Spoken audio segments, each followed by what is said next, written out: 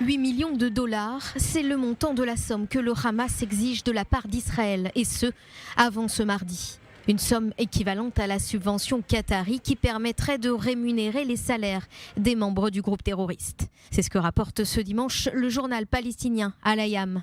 Si Jérusalem accepte de verser cette somme, le calme à la frontière entre la bande de Gaza et Israël sera alors préservé.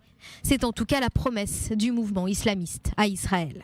Le Hamas qui demande également au gouvernement israélien d'adopter plusieurs résolutions dans les prochains mois. Parmi ces mesures, l'entrée de fonds qataris, l'augmentation du nombre de permis de déplacement entre la bande de Gaza et la Jordanie, ou encore l'approbation du regroupement familial qui concerne près de 20 000 familles. La semaine dernière, des dizaines de milliers de familles palestiniennes nécessiteuses ont commencé à recevoir une aide financière du Qatar. Une aide autorisée par Israël via un nouveau mécanisme de distribution supervisé par l'ONU.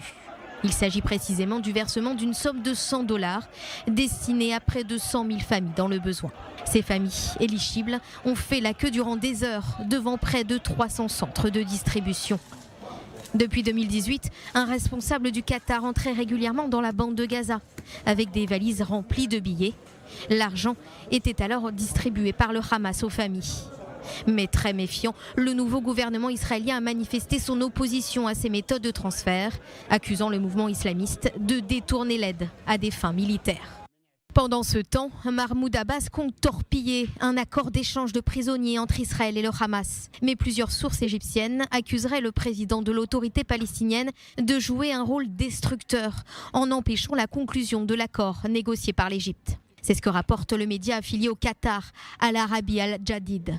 De sources anonymes, la décision du Hamas d'inclure Marwan Barghouti dans la liste du chef du Fatah et d'autres détenus éminents pourrait embarrasser Mahmoud Abbas, ce que dément un haut responsable palestinien à Ramallah.